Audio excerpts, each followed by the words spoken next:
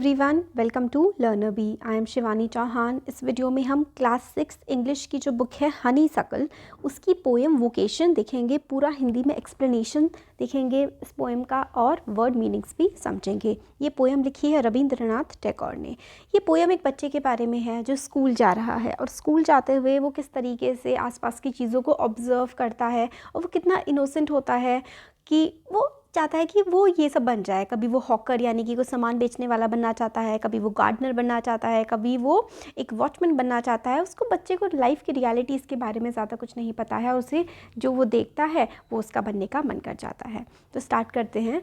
When the gong sounds 10 in the morning। तो जो gong है, ये जो शब्द है ना गोंग, इसका मतलब होता है, गोंग का मतलब होता है घंटा। जब घंटा या फिर आप कह सकते हैं बेल, जब बेल बजती है, साउंड्स 10 in the morning, जब सुबह 10 बजे बेल बजती है, घंटा बजता है। And I walk to school by our lane. और जब मैं स्कूल जाता हूँ, एक बच्चे की तरह वो पोएम लिख रहे हैं कि जब सुबह के 10 बजते हैं, घंटा बजता है, तो मैं एक लेन से, लेन होता है स्ट्रीट या फिर गली, तो गली से मैं स्कूल जाता हूँ। Every day I meet the hawker. Hawker होता है फेरी वाले, जो फेरी वाले सामान बेचते रहते हैं ना, तो ये फेरी वाले को डेली के डेली सुनते हैं। क्राइंग बैंगल्स, क्रिस्टल बैंगल्स, तो वो बैंगल्स यानी कि चूड़ियाँ, चूड़ियाँ वो बेचता है। एक हॉकर फेरी वाला चूड़ियाँ बेचता रहता है जब मैं सुबह जाता हूँ। There is nothing to hurry him on, there is no road he must take. तो ये बोलते हैं कि जो हॉकर है, चूड़ियाँ बेच रहा है, उसको कोई भी किसी भी चीज़ की जल्दी नहीं है, उसको कहीं ऐसे भाग के जाना नहीं है जैसे कि मैं भाग भाग करके स्कूल जा रहा हूँ। उस फेरी वाले को तो किसी चीज़ की कोई जल्दी नहीं है। हरी का मतलब होता है जल्दी, है ना, जल्दी करो, ये होता है हरी। तो उसको कोई हरी नहीं है और उसको कोई रास्ता नहीं पकड़ना है। No place he must go to, कोई ऐसी जगह ही नहीं है जहाँ पर उसको जाना है, उसको तो बस वहीं पर खड़े होकर के चूड़ियाँ बेचनी है।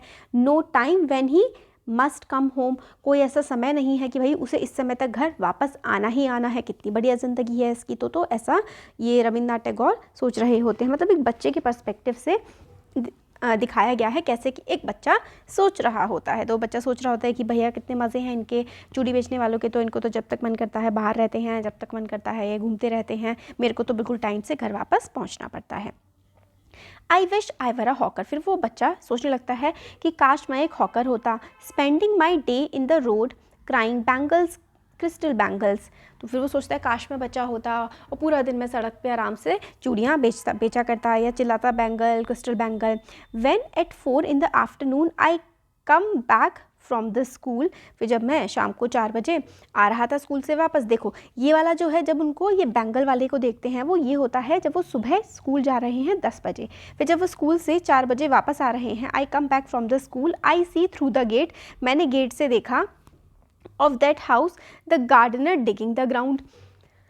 फिर मैंने एक घर के गेट से देखा कि गार्डनर, गार्डनर होता है माली, तो जो माली है वो डिगिंग कर रहा है। डिग करने का मतलब होता है खोदना, खुदाई कर रहा है। तो जैसे कि माली होते हैं वो खुदाई करते हैं ना ज़मीन की, खुदाई करने के बाद वो अच्छे से उसको देखभाल करते हैं। तो खुदाई कर रहा है जो गार्डनर है ग्राउंड में।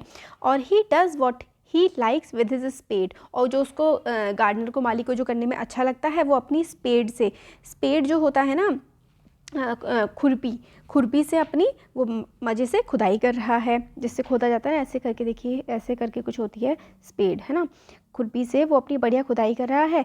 ही soils his cloth with dust, और उसके जो माली के जो कपड़े हैं ना, उसके कपड़ों पे तो पूरी तरीके से मिट्टी लगी हुई है। सॉइल्स मतलब पूरी मिट्टी लगी हुई है, डस्ट भरी हुई है।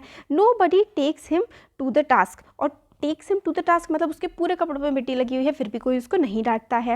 If he gets baked in the sun और गेट्स वेट, अगर वो सन में बिल्कुल बेक हो जाए, यानी कि बिल्कुल धूप में जल जाए या फिर धूप में रुक जाए या फिर खुद को वेट कर ले या फिर वो गीला हो जाए, तो भी कोई माली को नहीं डांटता है, क्योंकि वो धूप में काम कर रहा है, पानी दे रहा है, तो वो गीला भी हो रहा है, धूप में भी है, तो उसको कोई भी नहीं डांटता है। बट अगर हम बच्चे ऐसा करते हैं तो हमें तो बड़ी ही डांट पड़ती है, ऐसा वो बच्चा सोच रहा है।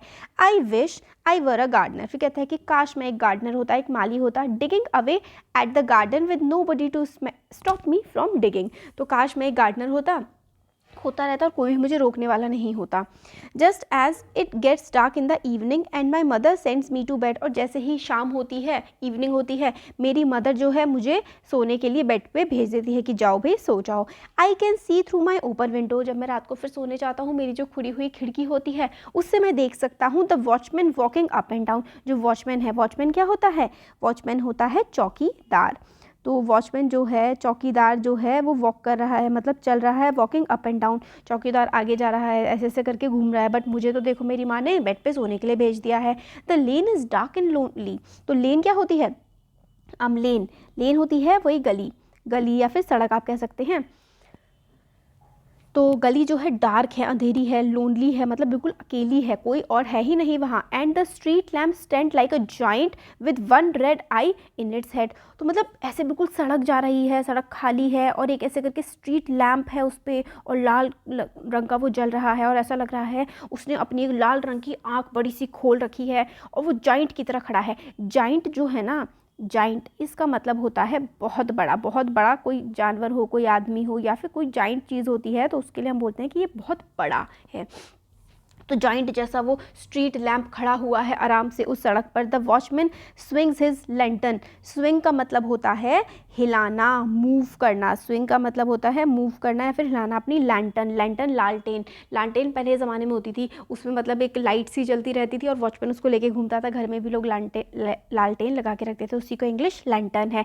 And walks his shadow at his side and never once goes to bed in his life, तो जो वॉचमैन है वो आराम से अपनी शेडो, उसकी शेडो होती है परछाई, तो अपनी उसकी परछाई दिख रही है क्योंकि अंधेरा है, अंधेरे में उसने लालटेन ले रखी है हाथ में, उसकी वजह से उसकी परछाई हम लोगों को सड़क पर दिखाई पड़ रही है। परछाई क्यों बनती है इसका वीडियो मैंने बनाया हुआ है, आप लोग परछाई क्यों बनती है उसके आगे लर्नर भी करके सर्च करेंगे तो वीडियो मिल जाएगा, या फिर मैं इसका लिंक ना आप लोगों को वीडियो के डिस्क्रिप्शन और कमेंट बॉक्स में पिन कर दूंगी, आप वहाँ से भी देख सकते हैं। तो हाँ, परछाई उसकी बन रही है लालटेन की वजह से, और वो मस्त वहाँ पर सड़क पर घूम रहा है, और उसको never once goes to bed in his life, वो तो अपनी ज़िंदगी में कभी बेड पे यानी कि सोने के लिए जाता ही नहीं है।